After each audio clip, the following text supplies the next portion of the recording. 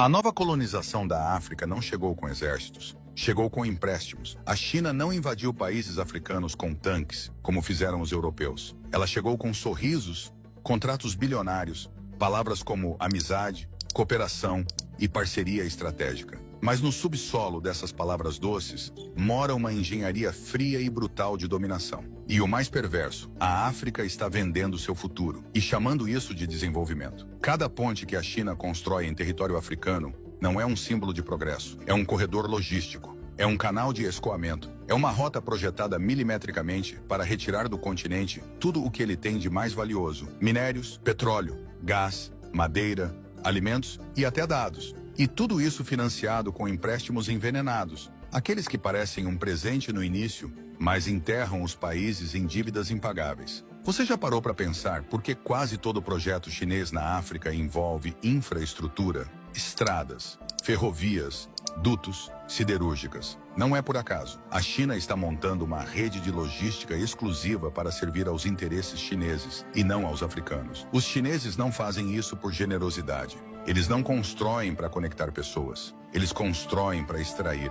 E quando a África não consegue pagar, simples, a China assume o controle. Não acredita? Então olha o que aconteceu com o Sri Lanka, que não é africano, mas serviu de ensaio. O país ficou tão endividado com os chineses que teve que entregar um porto inteiro, Hambantota, por 99 anos. Isso mesmo, um pedaço estratégico do território nacional nas mãos de uma potência estrangeira. E agora olha para a África. A mesma estratégia está sendo aplicada em Zâmbia, Quênia, Tanzânia, Angola, Moçambique, Etiópia, Congo e Sudão. Vamos falar da dívida. A dívida é o novo chicote do colonialismo moderno. Só que agora o castigo não vem em público. Ele vem em forma de austeridade, de perda de soberania, de concessões disfarçadas. A China sabe que muitos países africanos não têm como pagar. E ainda assim, continua oferecendo bilhões em contratos. Por quê?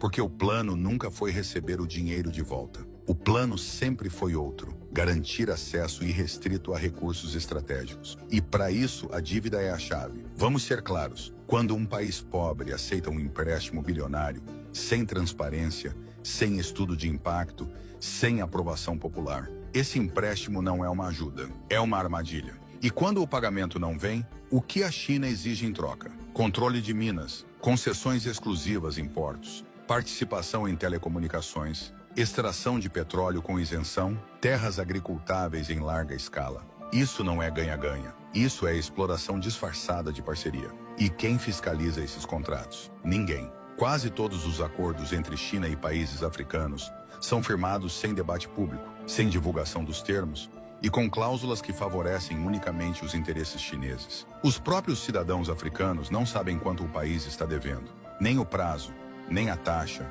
nem as garantias envolvidas. É ou não é uma nova forma de escravidão?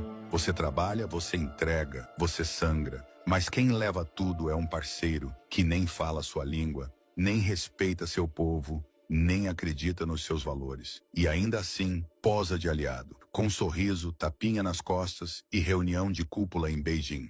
Enquanto isso, a mídia africana silencia, a elite se vende e o povo sofre. Você acha que aquele hospital novo foi construído para cuidar de você? Você acha que aquela estrada é para ligar comunidades e fortalecer o comércio local? Não. É para levar container com minério direto até o porto. É para agilizar a extração de ouro, cobre, cobalto, nióbio, gás e petróleo. A infraestrutura chinesa serve à China. A dívida é do povo africano. E os lucros atravessam o oceano. E enquanto isso, os trabalhadores africanos ganham salário miserável. Isso quando são contratados. Porque em muitos projetos chineses, a mão de obra é importada da própria China. Ou seja, a China traz o dinheiro, executa com suas empresas, seus operários, suas máquinas e manda a conta para o povo africano pagar com seus próprios recursos naturais. Isso é crime, é pilhagem, é saque institucionalizado. Mas como está sob a capa da diplomacia? Todo mundo chama de cooperação. Você já percebeu como tudo que a China faz na África é calculado? Nada é por acaso, nada é ajuda, tudo é estratégia. Tudo é parte de um projeto de longo prazo que os africanos ainda não entenderam completamente. O nome disso é neocolonialismo logístico. É quando o país não precisa mais invadir território com tropas. Basta invadir com acordos, construir os caminhos e dominar os fluxos. Você domina o território dominando os canais por onde passam as riquezas. E a China já mapeou toda a África. Na Zâmbia estão atrás do cobre. Na República Democrática do Congo é o cobalto. Em Angola, o petróleo. Em Moçambique, gás natural, madeira e terras férteis. Na Tanzânia, acesso estratégico ao Índico. No Quênia, a conexão portuária com o resto do leste africano. Em Djibouti já construíram uma base militar chinesa. Isso mesmo, uma base militar em solo africano. Você acha mesmo que isso é só comércio? Não, irmão. Isso é ocupação lenta, silenciosa e muito mais eficiente que qualquer colônia do passado. A África virou o maior campo de extração externa da China. E os africanos continuam dizendo que é parceria. Parceria que te deixa mais pobre. Parceria que te dá dívida e tira tua soberania. Parceria que te entrega obras feitas por chineses, para os chineses, com lucro chinês e custo africano.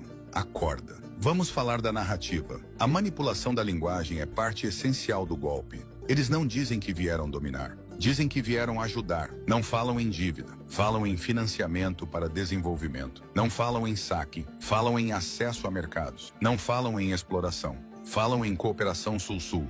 Tudo é linguagem cuidadosamente controlada. O problema é que os africanos acreditaram. E pior, os líderes africanos abraçam a mentira, desde que possam lucrar com ela. Você vê cúpulas, fóruns, conferências e reuniões em Pequim com presidentes africanos deslumbrados, tirando fotos, sorrindo, batendo palmas para o líder chinês. Mas você nunca viu nenhum desses líderes mostrar publicamente o contrato que assinaram, porque se mostrassem, o povo ia se revoltar.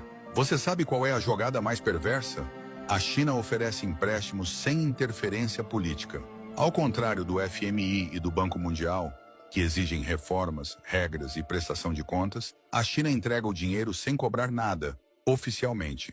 Mas a cobrança vem depois, e ela vem pesada. A cobrança vem quando o país não consegue pagar e precisa entregar tudo o que tem. E vem quando a China exige isenções fiscais absurdas para as suas empresas. Vem quando exige monopólios silenciosos. Vem quando interfere nos bastidores políticos para garantir presidentes aliados. É assim que a China age na sombra. E os líderes africanos entregam o continente por miséria.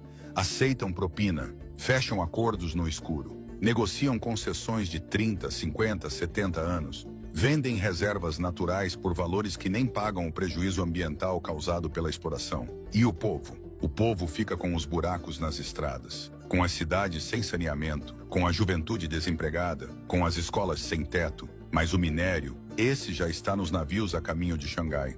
E sabe o que mais dói?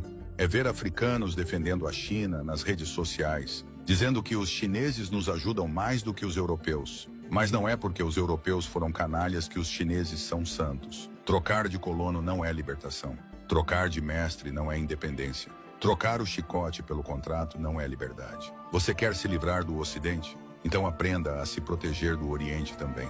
Não existe potência no mundo que invista bilhões num país pobre por bondade. Isso não existe. Quem diz que a China está ajudando a África ou é ingênuo, ou está sendo pago para espalhar essa mentira. O que a China quer são 3 coisas. 1. Controle sobre os recursos naturais africanos. 2. Influência política e estratégica em regiões-chave. 3. Domínio econômico sem concorrência ocidental. E para isso, ela joga pesado. Ela não manda tanques, manda tecnologia. Não manda soldados, manda engenheiros. Não derruba governos, financia aliados. Ela constrói, mas constrói com interesses ocultos. Ela sorri, mas cobra em dobro. Ela assina acordos, mas esconde as cláusulas. E no final, o que sobra para a África? Nada, só os buracos deixados pelas escavações. A destruição ambiental sem recuperação. A dívida impagável herdada por gerações futuras. E a vergonha de ter acreditado que uma potência estrangeira viria salvar o continente. A pergunta que ninguém tem coragem de responder é simples. O que a África está realmente ganhando com essa aliança com a China? Eles constroem estádios, mas não constroem soberania. Eles erguem prédios para o governo, mas não constroem dignidade para o povo.